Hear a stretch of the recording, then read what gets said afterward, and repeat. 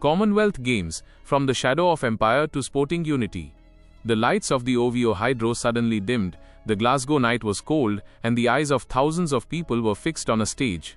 Then the music rose, athletes entered, and an old question raised its head once again. Are these just games, or is it the stage of history where countries once connected in the name of the empire now stand with their own flags, their own identity and their own voice? When the 2026 Commonwealth Games began in Glasgow, there was shine, culture and celebration in the opening ceremony.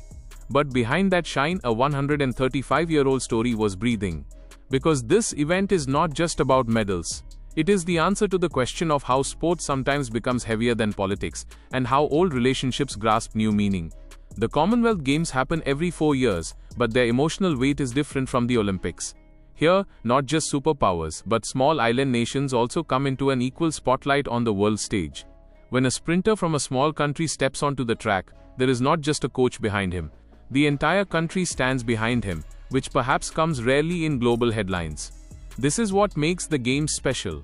Here size does not matter, representation matters. Population does not matter, participation matters. And many times, visibility becomes a bigger win than a medal. In 2026, Glasgow hosted these games again. According to Commonwealth Sport, the opening ceremony took place in the Hydro Arena, and athletes from 74 nations and territories participated in it. But this edition was not normal. Originally, the 2026 Games were to be held in Victoria, Australia, but due to rising costs, Victoria backed out. Then Glasgow saved the Games with a compact and practical model.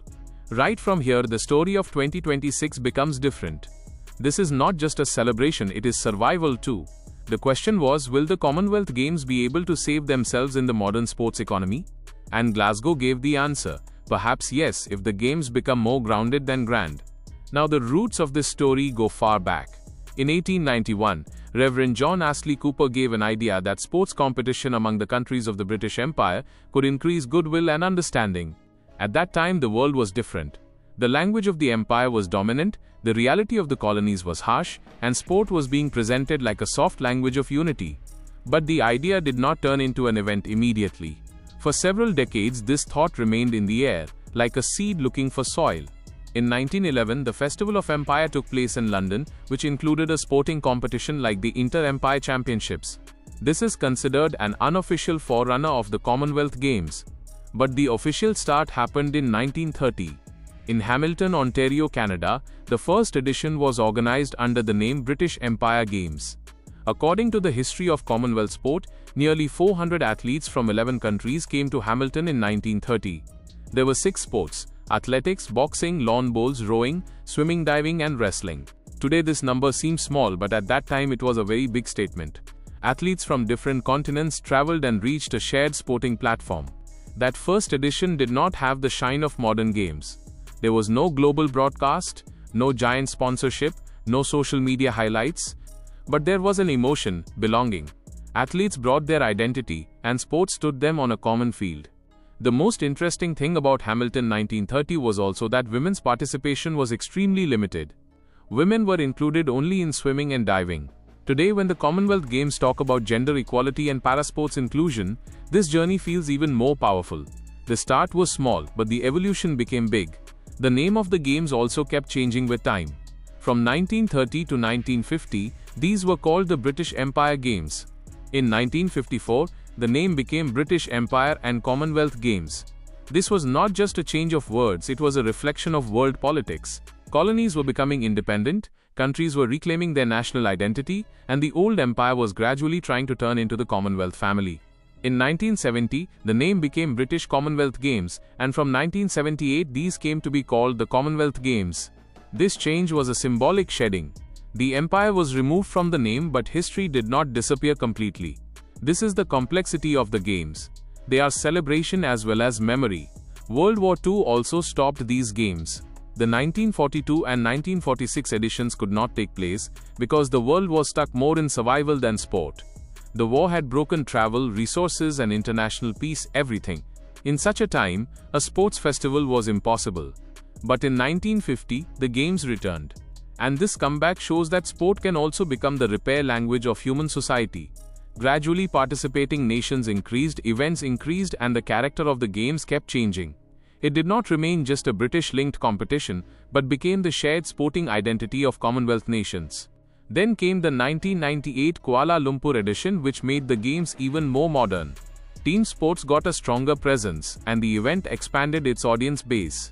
Sports like netball, hockey and cricket gave a different flavor to the Commonwealth Games, because in the Olympics every sport does not find a place. The beauty of the Commonwealth Games is just this, that here some sports get their biggest global visibility. Sports like lawn bowls and netball do not become just a side event here, but serious prestige. And then came the integration of para-sports. The Commonwealth Games gave a strong statement of inclusion by making para-athletes part of the same medal program, not separately. This thing is very important. When a para-athlete is seen in the same games village, the same ceremony, the same medal table, sports starts speaking the language of equality. In the 2026 Glasgow edition as well, para events got a major place. According to Guardian's medal table explainer, in the 23rd Games there are 10 sports and 215 events, which include several para-sport competitions. But the compact model of 2026 was a shock for many people too. Some popular sports were trimmed, venues were reduced, and a budget-conscious approach was adopted. This decision was a necessity as well as an experiment. If a sports event becomes financially unsustainable, future host cities can back out. Victoria's withdrawal had given this very warning. Modern mega events have now become not just pride, but an enormous financial risk too. Glasgow said, if the games have to be saved, reduce the scale, use existing venues and make the event practical. A big future question is hidden here. Will the new model of the Commonwealth Games be grand like the Olympics, or will it become a smaller, smarter, sustainable sports festival? Glasgow 2026 is perhaps the test of this transition. Fewer sports, fewer venues, but a strong identity and emotional connection. Scottish culture, music and symbolism were seen in the opening ceremony. According to the AP, King Charles III officially opened the Games after a dramatic TARDIS-themed entrance in the ceremony. This moment was quirky, but the message was clear. The Commonwealth Games want to connect with a modern audience while saving tradition. Because today's viewer does not just look at the medal tally, he looks at the story, visuals, personalities and cultural meaning. For India, the Commonwealth Games have always been special.